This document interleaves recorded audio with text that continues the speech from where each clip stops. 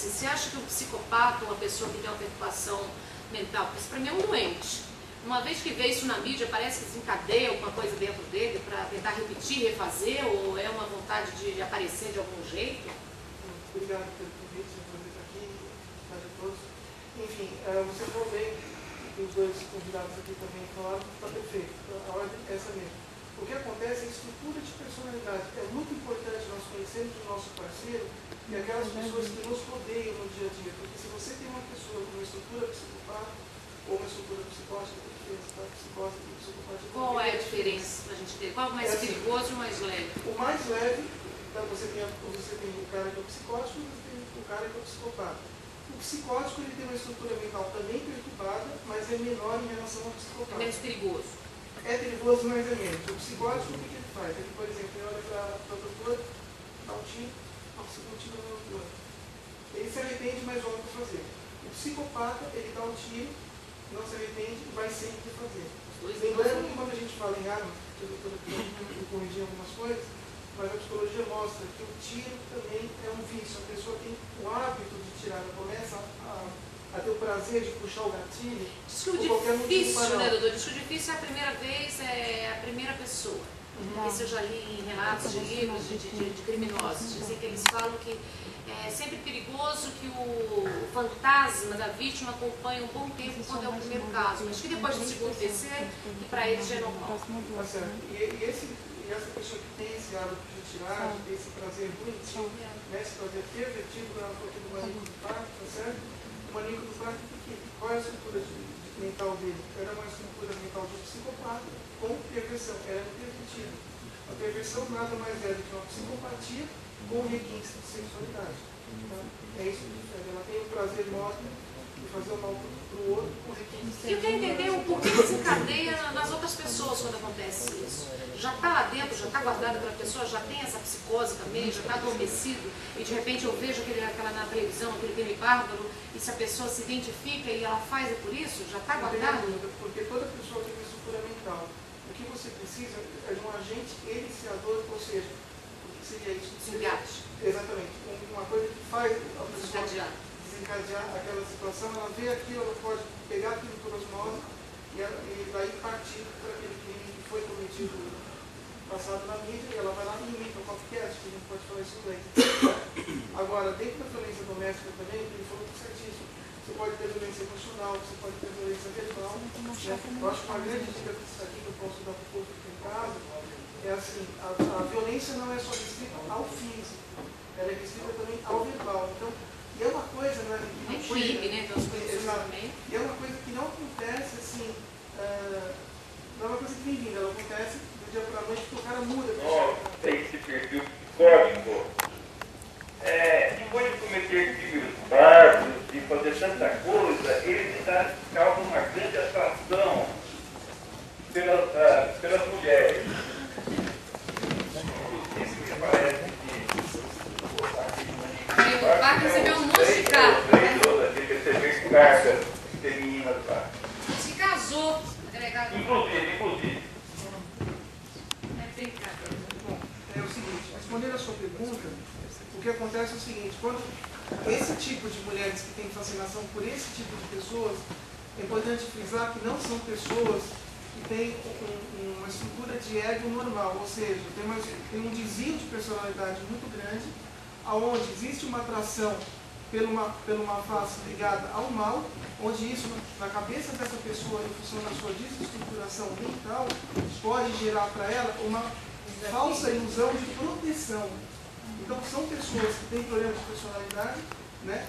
Podem ser pessoas que são muito fracas, mentalmente falando, não usar muitos termos aqui psicológicos, mas enfim, então são pessoas que têm uma fraqueza emocional muito grande, um psicológico muito abalado, e na concepção delas, elas acham que se elas puderem ficar com um cara com esse tipo de característica, um cara que matou, um cara que estuprou, enfim, um cara psicopata, elas vão estar falsamente protegidas de crimes como esses que podem acontecer.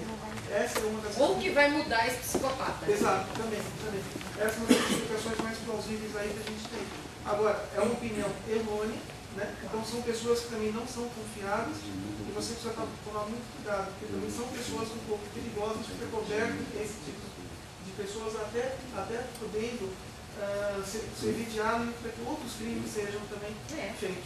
Tem tantos casos também, né, de casais, a Daniela Pérez. Aliás, que horror aquilo, né? E ela não conseguiu mudar a lei, né? A mãe que tentou fazer, ela fez aquela lista, conseguiu aquelas assinaturas para mudar a legislação e ela não conseguiu. E é uma pessoa... Isso é triste, né? É triste. Eu ia dizer algo que às vezes a gente sente observando as situações. Existem muitos casos de violência contra criança, casos de pedofilia. E a polícia sempre investiga isso. Mas o incrível é que a maioria desses casos, eles começam a aparecer nas épocas de eleições.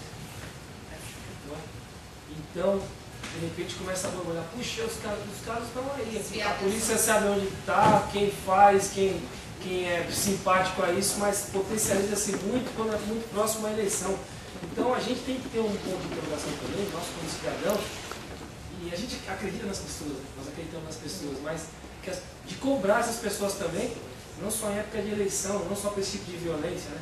Para que as leis, como você disse, as que já existem, elas possam ser executadas, que exista uma logística para que isso aconteça. Porque existe a lei, mas não tem uma logística que ajude a polícia a cumprir, né? E a gente fica muito refém. A gente está sempre refém dentro de casa, né, gente? Na verdade, hoje nós somos prisioneiros dentro de casa, né? Eu acho que tudo solto aí, tudo na rua e a gente dentro de casa com medo. Porque todo mundo fala assim, que em briga de marido e mulher não se mete fora. Eu acho que a gente tem que se envolver sim, que é na covardia que a violência cresce. Mas você não precisa, você, dar sua cara como vizinho, ou mesmo no caso de pedofilia. Mas você pode discar 181, que é o Disque Denúncia, que você pode estar denunciando, eles não têm sigilo para identificar, e você recebe um protocolo que você vai saber o que aconteceu com o caso, até o final, você vai seguindo o caso. Viu, doutora, para quem não cai naquele famoso discurso vazio, para que a gente possa ver as coisas realmente se resolverem, né? Para que existam leis que possam ser cumpridas, que coíbam.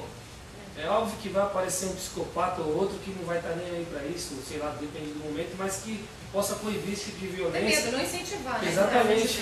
O cara realmente vai ser preso, ele vai ser tratado, a polícia vai ser eficaz nisso e vai ter respaldo do sistema penitenciário. Mas é importante frisar que os pais também têm que acompanhar esses filhos, porque a gente percebe que os pais deixam esses filhos a noite toda na internet e lá ele pode ser vítima disso. Eu queria muitíssimo te agradecer, coisa boa, volta outras vezes, para a gente continuar falando principalmente da violência contra a mulher, contra as crianças. Esse espaço aqui é todo seu. Eu agradeço. Eu adorei. Você quer deixar algum recado, algum site, algum telefone para as pessoas estão em casa? Eu acho assim, um recado é que as mulheres têm que denunciar. Muitas mulheres procuram delegacia e falam assim, eu não vou denunciar que ele é pior. Não é verdade. Porque o silêncio gera impunidade, mais violência. Nós sabemos que as mulheres que chegaram ao homicídio, que infelizmente, se você ver as últimas notícias, mulheres morreram em pleno século XXI, nesses últimos dias, é impressionante, vai dar 1 ou 2 por dia. Então é muito triste. Então o importante é assim, quando ele começou a ofensa, você denuncia. Porque nunca um homem chega e já vai te batendo, né, doutor, com socos e pontapés. Sempre é uma ofensa, depois um empurrão, um tapa, um soco, um pontapé, e se você não levar adiante, ele te mata. Então eu estou na Delegacia de Defesa da Mulher, a primeira, no Parque Dom Pedro, o telefone é 3241-3328.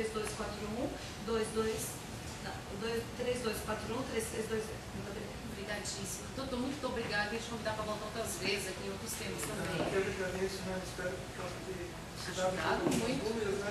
Eu acho que uma outra dica, quer dizer, tem 1000 dicas que o tempo não permite, mas assim, o que ela falou está correto. Violência não começa sendo nada. Ninguém, não conheço, inclusive na literatura, casos que a pessoa chega de casos bate. A não ser quando ela chega bêbada, né? Nesse caso é uma exceção. Agora, então presta atenção no comportamento verbal. É muito importante prestar atenção na parte do verbal. Isso. Agora, o problema é que pessoas que são agressivas, a tendência é que não há mutação, ou seja, elas não vão mudar. Então, qual é a melhor dica para a mulher? Ela se conscientizar que ela fez, infelizmente, uma péssima escolha contra aquele parceiro, né, o marido, não importa, ou seja, uma literatura, e ela vai ter que realmente aniquilar isso, ou seja, romper de vez, tratar com esse sofrimento dela, para ter a saúde dela, porque o cara não vai mudar. A literatura mostra que não há mudança, só a pior. Obrigadíssima. Você vai achar seu site, o meu? O site é www.clinicab.com.br.